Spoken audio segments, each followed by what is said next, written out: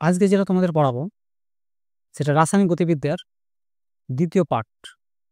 আমাদের আগের পার্টে অর্থাৎ প্রথম পার্টে আমরা পড়িয়েছি যে বিক্রিয়ার হারটা কিভাবে হয় কিংবা বিক্রিয়ার হার সম্বন্ধে ব্যাপার আমরা দেখেছি। তো আজকে দ্বিতীয় পার্টে আমরা দেখি ওই বিক্রিয়ার হারের উপরই হবে বিক্রিয়ার হার কত রকম হতে পারে সেসব ব্যাপারে আলোচনা করব।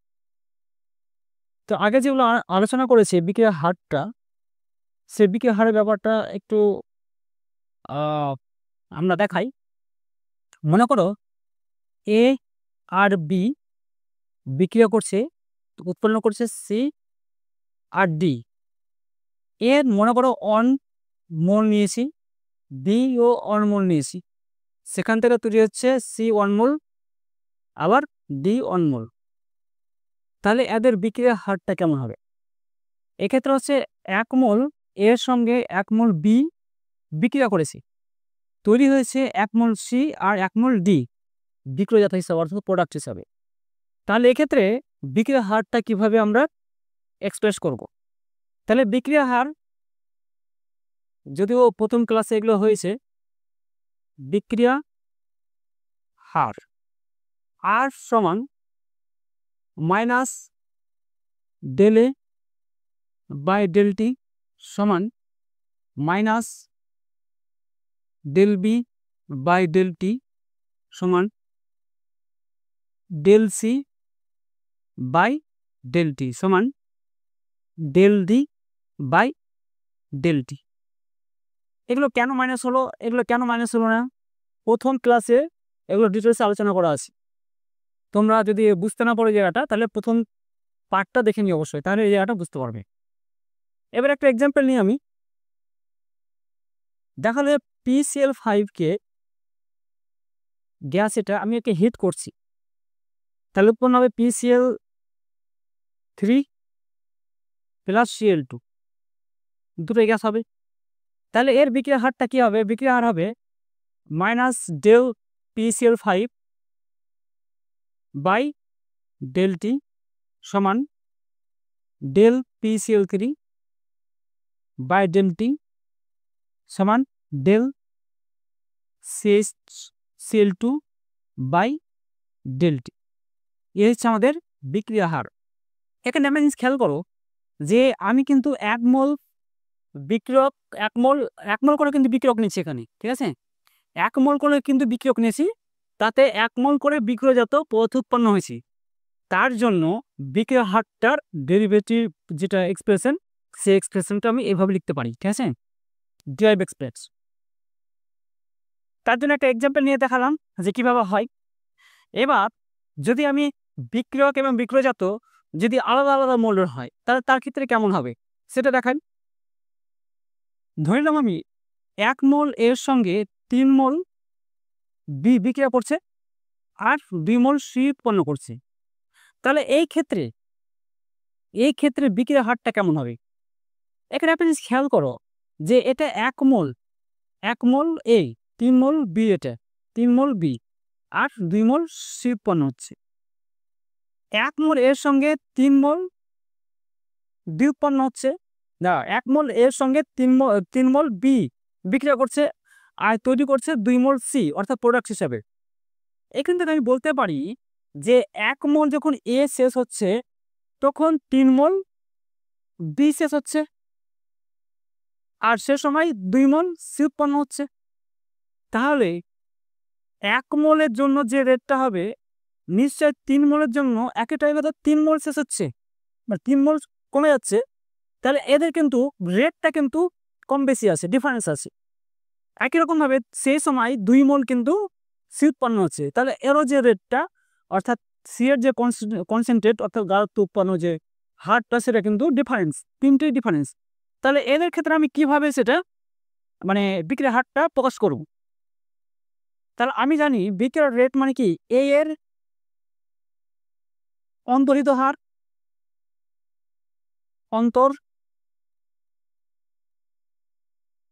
অন্তরিত হার সমান কি হবে? যেহেতু এ কমে যাচ্ছে তাহলে minus del A by del T. তাহলে বি এরও অন্তরিত হার কি হবে minus del B by del T, আর সি এর উৎপন্ন হার, সি এর উৎপন্ন হার এখানে উৎপন্ন কেন লেখা হচ্ছে, কারণ এটা তো প্রোডাক্ট তৈরি হচ্ছে তার জন্য উৎপন্ন। আর অন্তরিত অর্থাৎ অন্তরিত হওয়ার মানে কথার অর্থ হচ্ছে যে বিক্রিয়কের যে গাঢ়ত্ব আছে সেই গাঢ়ত্ব কিন্তু কমে যাচ্ছে, অর্থাৎ অন্তরিত মানে কি ধীরে ধীরে শেষ হয়ে যাচ্ছে, এটা বলতে পারি আমি। তাহলে এটা লিখতে পারি del C by del T. এখান থেকে আমি del A by del T, আচ্ছা del A by del T সমান del B by del T, কিংবা del A by del T সমান del C by del T. এর সঙ্গে বি এর বিক্রিয়া হারকে এখানে সমান করতে পারি আমি।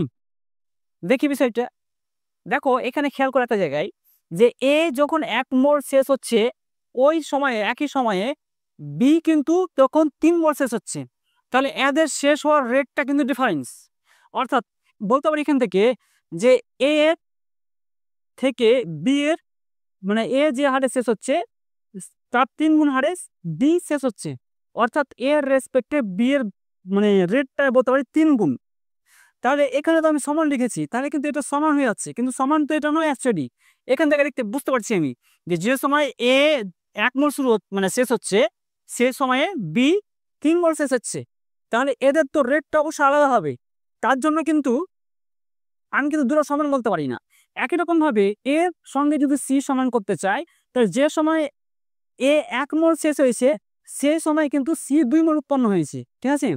তারপরে 1 মোল এ শেষ হয়েছে তার জন্য 3 মোল সি উৎপন্ন হয়েছে, অর্থাৎ এর রেসপেক্টে সি এর মানে 2 গুণ হারে উৎপন্ন হচ্ছে, এর রেসপেক্টে সি 2 গুণ হারে উৎপন্ন হচ্ছে, ঠিক আছে। তাহলে এদের কিন্তু যেহেতু মানে উৎপন্ন এবং শেষ হওয়ার হারটা ডিফারেন্স, তার জন্য রেটও ডিফারেন্স। এবার এখানে দেখো খেয়াল করো যে একটা বিক্রিয়ার ক্ষেত্রে কিন্তু বিক্রিয়ার রেটটা কখনো আলাদা হবে না। এখানে দেখেছিলাম যে সব বিক্রিয়কগুলো কিংবা বিক্রিয়িত পদার্থগুলো যেহেতু 1 মোল করে মানে 1 মোল করে শেষ হচ্ছে কিংবা 1 মোল করে উৎপন্ন হচ্ছে, সেই ক্ষেত্রে এর জন্য এটা ঠিক ছিল এই সমীকরণটা, বিক্রিয়ার রেট সমীকরণটা। কিন্তু এখানে যে ডিফারেন্স মোল আছে তার জন্য কিন্তু এর সঙ্গে বি কিংবা এর সঙ্গে সি এভাবে আমরা সমান বলতে পারবো না, ঠিক আছে। তাহলে এভাবে সমান বলতে পারবে না। তাহলে কি করতে হবে, কারণটা হচ্ছে যে একটা বিক্রিয়ার ক্ষেত্রে বিক্রিয়ার হার কিন্তু সবসময় একই রকমই হয়, অর্থাৎ একটাই হয়, ডিফারেন্স হয় না। একটা বিক্রিয়ার ক্ষেত্রে বিক্রিয়ার হারটা একরকমই হবে, অর্থাৎ একটাই বিক্রিয়ার হার হবে। এখানে দেখছি যে 3 রকম বিক্রিয়ার হার হচ্ছে, কিন্তু 3 রকম হবে না, ঠিক আছে। তাহলে আমার করণীয় কি, এ যখন 1 মোল শেষ করছে সে সময় কিন্তু বি 3 মোল শেষ করছে, তাহলে আমার কি করা দরকার, তাহলে আমি এখানে করতে পারি যে বি যেহেতু 3 মোল শেষ হচ্ছে যে টাইমে, তাহলে এটাকেও 3 মোল আমি সেই টাইমে শেষ করার চেষ্টা করব। তাহলে আমি বলতে পারি এখান থেকে যে এ এর হারটাকে তার 3 গুণ বৃদ্ধি করতে পারবো, করে দিই যদি এ এর রেটটাকে যদি 3 গুণ বৃদ্ধি করে দিই, তাহলে কিন্তু বি আর এর রেটটা কিন্তু সমান হবে, ঠিক আছে। তাহলে আমি এখানে এভাবে লিখতে পারি এটা, যে এটা এভাবে না করে এটা 3 গুণ বৃদ্ধি করে দিলাম, 3 গুণ বৃদ্ধি করে দিলাম। তাহলে এখন বলতে পারি যে এই রেটটা সমান। একই রকম ভাবে এর রেসপেক্টে যদি সি ধরি, তাহলে এ যে হারে উৎপন্ন হয়েছিল বিসি কিন্তু তার দ্বিগুণ হারে উৎপন্ন হচ্ছে, মানে এ যে হারে মানে অন্তরিত হয়েছিল অর্থাৎ শেষ হয়েছিল, সি কিন্তু তার দ্বিগুণ হারে উৎপন্ন হচ্ছে। তাহলে এটাও ডিফারেন্স। তাহলে এর উৎপন্ন হারের সঙ্গে এর শেষ হওয়ার হারটা যদি আমি সমান করে দিই, তাহলে আমার বিক্রিয়ার হার একই রকম বলতে পারি আমি। তাহলে কি করব, এ যেহেতু দ্বিগুণ হারে উৎপন্ন হচ্ছে, তাহলে এটাকে আমি দ্বিগুণ করে দিই, দ্বিগুণ হারে এ শেষ হচ্ছে অর্থাৎ অন্তরিত হচ্ছে, তাহলে আমি রেটটাকে সমান বলতে পারবো। তাহলে এখানে 2 দিয়ে আমি গুণ করে দিতে পারি, তখন আমি এটা বলতে পারি, এটা বস করা যাবে, ঠিক আছে। তাহলে এ মানে কি এ 3 গুণ হারে শেষ হচ্ছে, তাহলে এও 3 গুণ হারে শেষ হচ্ছে, যেটা 3 মোল আছে তাই, ঠিক আছে। এবার এত কিছু না করে এটাও করা যায়, যার যেটা সহগ আছে তাকে সেই সহগ দিয়ে ভাগ করে দেওয়া, তাহলে সবার এক হয়ে যাবে। তো সবার যদি ইউনিফর্মলি হয় অর্থাৎ এক একক করা হয় তাহলে সেক্ষেত্রেও তো সমান হবে। যদি সবার ক্ষেত্রে এক মানে বিক্রয় রেট এক করা হয়, ঠিক আছে, মানে এ মানে অন্তর্নিহিত হার যদি 1 ইউনিট হয়, বি এরও যদি অন্তর্নিহিত 1 ইউনিট হয়, সি এরও যদি অন্তর্নিহিত মানে উৎপন্ন হার যদি 1 ইউনিট হয়, তাহলে তিনটে সমান, এটাও বলতে পারি আমি এভাবেও। তার জন্য কি করা যেতে পারে, যে তাহলে বি এর যে 3 গুণ রেট ছিল এর রেসপেক্টে, তাহলে এ 3 গুণ কমিয়ে দিই, তাহলে এটা স্পিড যদি বলি কিংবা রেট যদি বলি বিক্রয় হার, তাহলে এর যদি 1 ইউনিট হয় তাহলে এটাও 1 ইউনিট হয়ে যাবে। 3 গুণ কমিয়ে দিয়েছি আমি, 3 গুণ বেশি ছিল 3 গুণ কমিয়ে দিলাম। তাহলে একই রকম ভাবে এ আর সি এর মধ্যে যদি বলি আমি, তাহলে সি যেহেতু 2 গুণ বেশি ছিল এর থেকে, তাহলে সি এর উৎপন্ন হারটা যদি 2 গুণ কমিয়ে দিই, তাহলে এ যত গুণে অর্থাৎ মানে এ এর অন্তর্নিহিত হার 1 ইউনিট হয়ে যাবে, আবার সি এর উৎপন্ন হারটা 1 ইউনিট হয়ে যাবে। তাহলে সেই ক্ষেত্রেও আমি মানে একই রকম করতে পারি। তাহলে একই রকম ভাবে আমি যদি আচ্ছা এটা মুছি তারপরে বলি,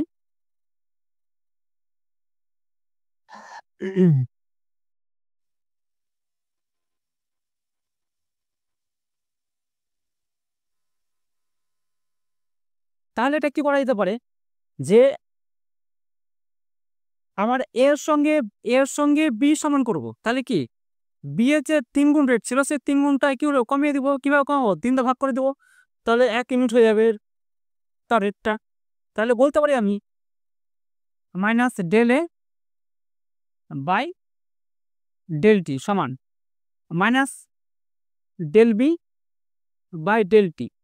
তাহলে এ যেহেতু 1 ইউনিট বিক্রিয়ার হারটা, তাহলে এরও 1 ইউনিট করবো, কিভাবে করবো, এত 3 গুণ ছিল তাহলে 3 দিয়ে ভাগ করে দিলে সেটা 1 ইউনিট হয়ে যাবে। তাহলে আমি 1-এ 3 দিয়ে ভাগ করে দিলাম, তাহলে এখন সমান বলতে পারো।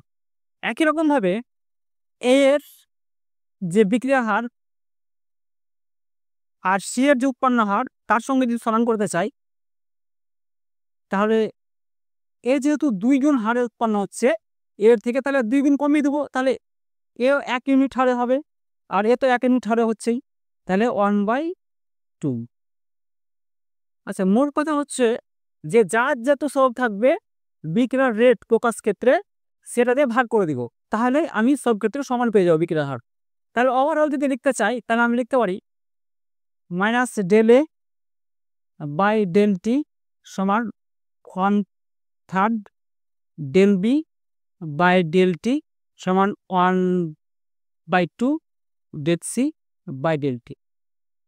এই সমীকরণের ক্ষেত্রে এটা প্রযোজ্য, এই সমীকরণের জন্য এটা প্রযোজ্য, ঠিক আছে। এই সমীকরণের জন্য এটা বললাম। এভাবে আমরা বিক্রয় হারটা প্রকাশ করতে পারি, ভিন্ন মূল যুক্ত বিক্রয়ক এবং বিক্রয়জাত ক্ষেত্রে এইভাবে প্রকাশ করা যায়। তাহলে ইন জেনারেল একটা আমরা মানে রিয়াকশন নিই, তার ক্ষেত্রে কিভাবে আমরা বিক্রয় হারটা প্রকাশ করব সেটা দেখি। ধরে নাম এ এর সঙ্গে বি বিক্রিয়া করছে, সেই ক্ষেত্রে উৎপন্ন হচ্ছে সি আর ডি। আচ্ছা, এ এ মোল এ মোল এ মানে এ মোল এ নিয়েছি, বি মোল বি নিয়েছি, সি মোল সি নিয়েছি মানে সি উৎপন্ন হয়েছে, আর ডি মোল ডি উৎপন্ন হয়েছে। তাহলে এর ক্ষেত্রে বিক্রয় হারটা কিভাবে প্রকাশ করব,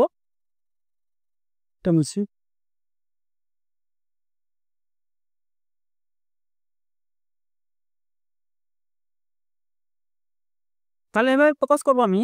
অতএব আর সমান আর মানে বিক্রয় হার, তাহলে minus del A by del T. এর যেহেতু সহগ 1 আছে না, এর সহগ যেহেতু এ আছে অর্থাৎ এ মোল এ নিয়েছি, তাই এর সহগগুলো দিয়ে ভাগ করে দেবো, আর সহগ দিয়ে মানে ভাগ করে দিব, তাহলে আমি বিক্রয় হারটা পেয়ে যাব। একই রকমভাবে যখন বি দ্বারা প্রকাশ করছি তখন আমি এটাকেও তার সহগ দিয়ে ভাগ করে দেবো বাই ডেল টি।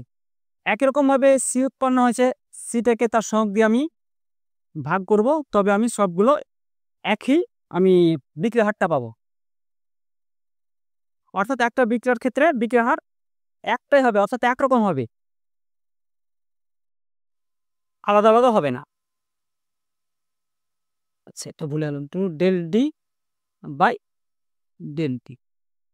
এ হলো আমাদের যে ভিন্ন ভিন্ন মোল দ্বারা অর্থাৎ ভিন্ন ভিন্ন মোলের সঙ্গে ভিন্ন ভিন্ন মোল বিক্রিয়ক নিয়ে ভিন্ন ভিন্ন মোল বিক্রিয়া উৎপন্ন হচ্ছে, তার ক্ষেত্রে বিক্রিয়া হারটা কিভাবে প্রকাশ করব তার সমীকরণ এইটা। এবার এত বেশি যদি তোমাদের মনে না থাকে কেন বুঝতে না পারো, এটা করলেই হবে, ঠিক আছে? যে আলাদা আলাদা মোলযুক্ত বিক্রিয়ক এবং আলাদা আলাদা মোলযুক্ত বিক্রিয়ক যদি হয় তাহলে সেই ক্ষেত্রে তাদের সহগগুলো দিয়ে ভাগ করে দেবো, ঠিক আছে? তাহলে সেটা হয়ে যাবে। এই গেল আমাদের বিক্রিয়া হারের বিষয়। এবার বিক্রিয়া হারকে দুই ভাগে ভাগ করা হয়, একটা হচ্ছে অ্যাভারেজ বিক্রিয়ার মানে অ্যাভারেজ রিঅ্যাকশন রেট মানে গড় বিক্রিয়া হার, আর একটা হচ্ছে তাৎক্ষণিক বিক্রিয়া হার। বিষয়গুলো কি সেটা বলি, তারা এটা একটু মুছি।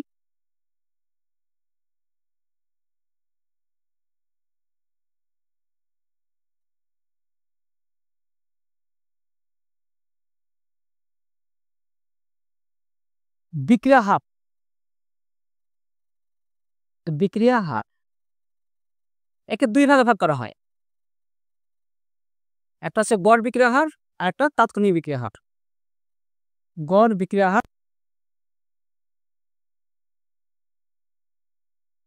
আর তাৎক্ষণিক বিক্রিয়া হার। তাৎক্ষণিক বিক্রিয়া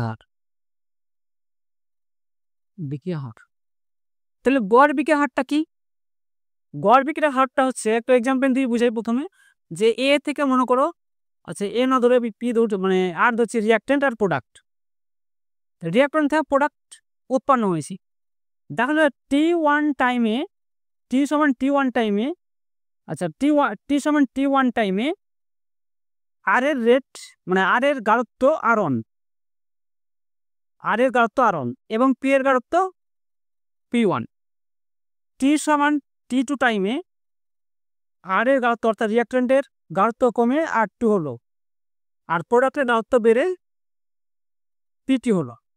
এক্ষেত্রে একই রকমভাবে আমরা আগে দেখেছি, তাহলে R1 এর গাঢ়ত্বটা R2 ক্ষেত্রে বেশি হবে নিশ্চয়ই, কারণ যত সময় বাড়বে আর এর গাঢ়ত্ব কমতে থাকবে। তাহলে আমি এভাবে লিখতে পারি R1 concentrate of R1 greater than concentrate of R2 লেখা যায় এটা। আবার concentrate of P2 greater than একই রকমভাবে, কারণ কি সময় যত বাড়বে তত পি এর গাঢ়ত্ব অর্থাৎ প্রোডাক্ট উৎপন্ন বেশি হবে, তাহলে পি এর গাঢ়ত্ব অবশ্যই বাড়বে, তাহলে P2 P1 এটা লেখা যায়। তাহলে এক্ষেত্রে ডেল আর যদি বলি তাহলে কি হবে, নেগেটিভ পাবো, আর ডেল পি যদি বলি তাহলে কি পাবো, পজিটিভ পাবো, পজিটিভ। আর ডেল টি তাহলে T2 মাইনাস T1, ঠিক আছে?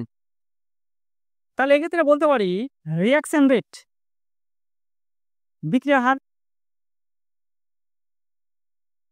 বিক্রিয়া হার সমান minus del of R by del T সমান del of P by del টি।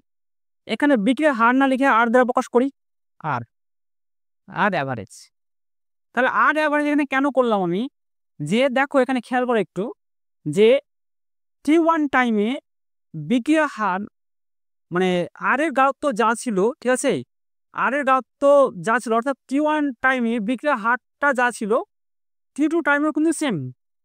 আবার T1 আর T2-র মাঝে যে কোনো টাইমে বিক্রিয়া হারটা একই রকম পাচ্ছি, সেই ক্ষেত্রে হয়ে যাবে অ্যাভারেজ রিঅ্যাকশন রেট। আবার বলি যে T1, আচ্ছা এটা ধরলাম যে বিক্রিয়া হার মানে বিক্রিয়া শুরু হয়েছে তার আমি 10 মিনিট পরে দেখছি, ঠিক আছে, বিক্রিয়া হারটা কেমন সেটা আমি T1 দ্বারা পজ করলাম। আবার মানে বিক্রিয়া শুরু হওয়ার প্রায় 30 মিনিট পরে এবার দেখছি, অর্থাৎ যখন আমি T1 মানে টাইম নিয়েছি তারপরে আরও আমি 20 মিনিট পর দেখছি, ঠিক আছে। T2 মানে 20 ধরলাম এখানে, ঠিক আছে, আচ্ছা T2 মানে 30 ধরলাম, তার আরও 20 মিনিট পর দেখছি আমি। তাহলে এটা মানে বোঝায় যে যখন আমি 10 মিনিট পরে দেখছি বিক্রিয়ার রেটটা যা ছিল তার 30 মিনিট পরেও যদি আমি কাউন্ট করি তাহলে বিক্রিয়া হার সেম। আবার 10 আর 30-এর মাঝে যে কোনো সময়ে আমি যদি বিক্রিয়া হারটা দেখি সেক্ষেত্রেও কিন্তু মানে সমান একই রকম পাবো। তার জন্য এটা বিক্রিয়া হার অ্যাভারেজ লেখা হচ্ছে, ঠিক আছে। আর অ্যাভারেজ মানে বিক্রিয়া হার, গড় বিক্রিয়া হার তার জন্য এভাবে প্রকাশ করা হয়। কিন্তু একটা জিনিস খেয়াল করো যে প্রথমে মানে আর এর ঘনত্ব R1 ছিল, যত সময় যাচ্ছে আর এর ঘনত্ব কমছে, সেটা R2, তার আরো যত সময় যাবে তার আরো কমবে, এক সময় কি হয়ে যাবে সাম্যাবস্থায় চলে আসবে, কিংবা এর ঘনত্বটা শূন্য হয়ে যাবে, ঠিক আছে। এটা হবে যখন এর ঘনত্ব কমছে, তাহলে কিন্তু মানে ঘনত্ব কমার সঙ্গে সঙ্গে বিক্রিয়ার রেটটা কি একই থাকবে? কমে সম্ভব? কমে সম্ভব না, কারণ ঘনত্ব কমলে অবশ্যই বিক্রিয়ার রেটও কমবে। কারণটা হচ্ছে, আমি যদি বলি যে এক গাদা পাটখড়ি আছে, তাকে আগুন জ্বালালাম, প্রথম দিকে যে অগ্নিকাণ্ড দেখাবে শেষের দিকে কিন্তু হবে না, কারণ কি বিক্রিয়ার যে ঘনত্বটা আছে সেই ঘনত্বটা কিন্তু ধীরে ধীরে কমে যাবে, তার জন্য বিক্রিয়ার রেটটাও কমে যাবে। তাই এই ক্ষেত্রে কিন্তু বলা যাবে না যে সব সময়তেই অর্থাৎ যে কোনো টাইমে বিক্রিয়ার হারটা অর্থাৎ রিয়াকশন রেট অ্যাভারেজটা একই রকম হবে, এটা কিন্তু বলা যাবে না, এটা ভুল। তাই এইভাবে কিন্তু অ্যাকচুয়ালি বিক্রিয়ার রেটটা কিন্তু প্রকাশ করা যায় না, ঠিক আছে। বোঝা গেল বিষয়টা? যে আমি আবার বলি যে এক গাদা পাটখড়ি আছে, সেখানে আমি আগুন জ্বালাচ্ছি, ঠিক আছে। যখন অগ্নিকাণ্ড পুরোপুরি হয়তো ছড়িয়ে গেছে, সে সময়ে যে মানে হারে পাটখড়িটা শেষ হচ্ছিল অর্থাৎ অন্তরিত হচ্ছিল, যদি পাটখড়িটাকে আমি রিয়াক্টর হিসাবে ধরি শেষের দিকে, তাহলে কি সে রেটটা তো কমে যাবে, অর্থাৎ পাটখড়ির গাঢ়ত্ব যদি আমি বলি প্রথম দিকে যা ছিল অবশ্যই শেষের দিকে ধীরে ধীরে কমে যাবে, তার জন্য কিন্তু রিয়াকশন রেটও কমে যাবে। তাই এক্ষেত্রে আমি বলতে পারি না যে রিয়াকশন রেট অ্যাভারেজ গড় বিক্রিয়ার হার সমান হবে, ঠিক আছে, এটা বলা যাবে না, তার জন্য এটা কিন্তু এভাবে প্রকাশ করা যায় না, বুঝা গেল। তার জন্য হলো আমাদের তাৎক্ষণিক বিক্রিয়া হার, তাৎক্ষণিক বিক্রিয়া হার, বিক্রিয়া হার কিংবা ইনস্ট্যান্টানিয়াস রেট, রিয়াকশন রেট যাকে ইংলিশে বলা হয়। এবার আবার ধরে নিই, ধরো এ থেকে বি প্রোডাক্ট হচ্ছে, ঠিক আছে, তাহলে T1 টাইমে এর ঘনত্ব A1 হবে আর বি এর ঘনত্ব B1 হবে, T2 টাইমে এর ঘনত্ব A2 হবে আর বি এর ঘনত্ব B2 হবে।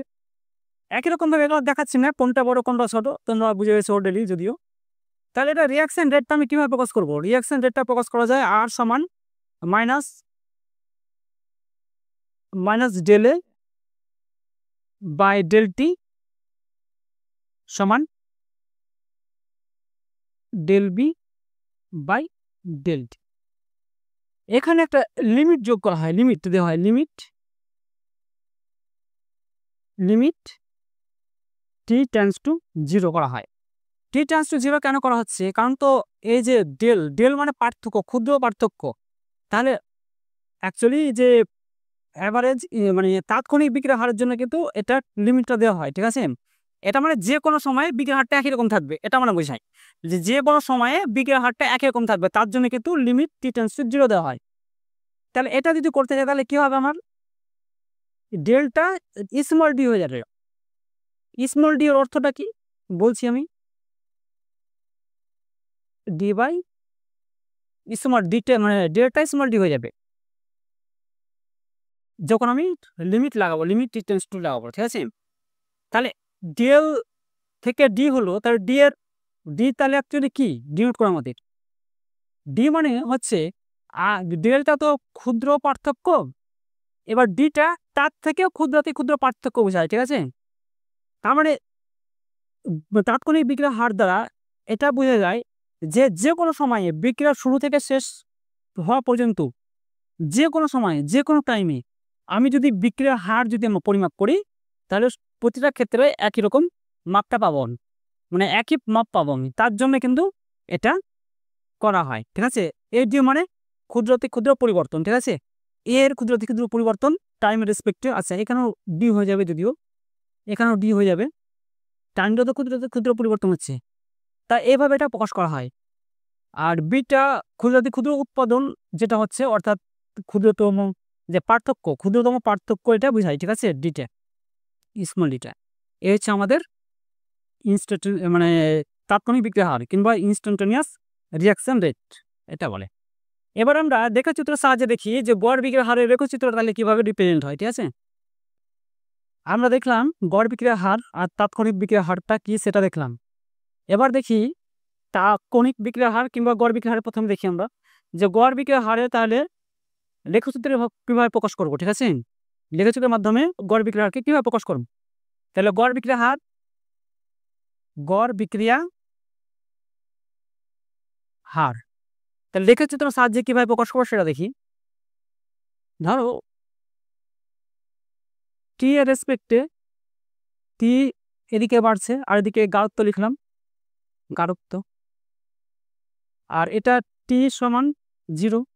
তাহলে এটা মূল বিন্দু মানে টি টাইম 0, অর্থাৎ এখানে তখন বিক্রিয়া শুরু হয়নি, সে সময়ে এ থেকে বি যদি উৎপন্ন হয়, অর্থাৎ রিঅ্যাকট্যান্টটা এ আর প্রোডাক্টটা বি যদি হয়, তাহলে এর গাঢ়ত্ব প্রথমে যতটা নিয়েছিলাম ততটা থাকবে, 100% থাকবে। যখন টি সমান 0 অর্থাৎ বিক্রিয়া শুরুই হয়নি সে সময় হচ্ছে, তাহলে মনে করো যে এর গাঢ়ত্ব এখানে আছে, অর্থাৎ বিক্রিয়ার গাঢ়ত্ব এখানে, তাহলে ধীরে ধীরে কমবে। আগে আমি লেখচিত্রে দেখিয়েছি, ধীরে ধীরে কমবে, দিয়ে একটা সময় কি হবে, সাম্যাবস্থায় চলে আসবে। ঠিক আছে, অর্থাৎ যতটা তৈরি হওয়া ততটা হয়ে গেছে, আর হবে না। একই রকমভাবে এটা হচ্ছে এর গাঢ়ত্ব, অর্থাৎ বিক্রিয়কের গাঢ়ত্ব। একই রকমভাবে বি এর গাঢ়ত্ব সময়ের সঙ্গে সঙ্গে কি হবে, বাড়বে। প্রথম 0 থাকবে, তারপরে সময়ের সঙ্গে সঙ্গে বাড়বে, অর্থাৎ বিক্রিয়া যত হবে, বিক্রিয়া পদার্থ অর্থাৎ বিক্রিয়া যত হবে, সময় যত বাড়বে, বিক্রিয়া যত পদার্থে উৎপন্ন হারটা তত বাড়বে, অর্থাৎ বি এর গাঢ়ত্ব তত বৃদ্ধি পাবে, এটা বলতে পারি আমি। তাহলে বি এর গাঢ়ত্ব অর্থাৎ বিক্রিয়াজাত পদার্থের গাঢ়ত্ব আমি এভাবে প্রকাশ করতে পারি। ঠিক আছে, তাহলে টি সমান টি টাইমে, যখন টি সমান টি টাইমে, তখন কিন্তু মানে এর গাঢ়ত্ব আর বি এর গাঢ়ত্ব, এর গাঢ়ত্ব এখানে আর বি এর গাঢ়ত্ব এখানে ছিল। এবার যখন টাইম বাড়ছে, অর্থাৎ বিক্রিয়া যখন শুরু হয়ে গেছে তারপরের টাইম, ধরলাম আমি T1 টাইম, এখানে T1 টাইম বাড়ছে এখন T1 টাইম, তাহলে বিক্রিয়ক গাঢ়ত্ব আর বিক্রিয়িত গাঢ়ত্ব কেমন হবে। তাহলে আমি ধরলাম যে T1 টাইমে তাহলে কি হবে, বিক্রিয়া শুরু হয়ে গেছে। এবার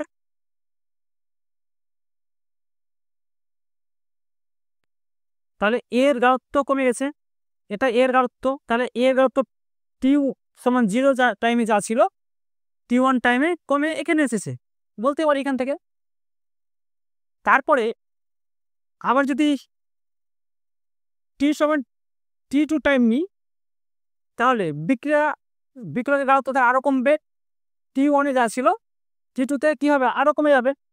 তাহলে মনে করো তার গাঢ়ত্ব এখানে চলে এসেছে, কমে এখানে এসেছে T1 মানে টি সমান T2 টাইম। ঠিক আছে, তাহলে হচ্ছে আমার এইটা বিক্রিয়কের ক্ষেত্রে বের করলাম। এবার বিক্রিয়জাতের ক্ষেত্রে তাহলে কিভাবে গাঢ়ত্বের পরিবর্তনটা হবে, তাহলে টি সমান T1, তখন বিক্রিয়কের গাঢ়ত্ব কি, বিক্রিয়ক গাঢ়ত্ব ধীরে ধীরে বাড়ছে। 0 টাইমে 0 ছিল, 0 টাইমে 0 ছিল, তাহলে T1 টাইমে কি বিক্রিয়জাত পদার্থ মানে এটা বিক্রিয়জাত পদার্থ ধীরে ধীরে বাড়ছে, দেখো ধীরে ধীরে বাড়ছে।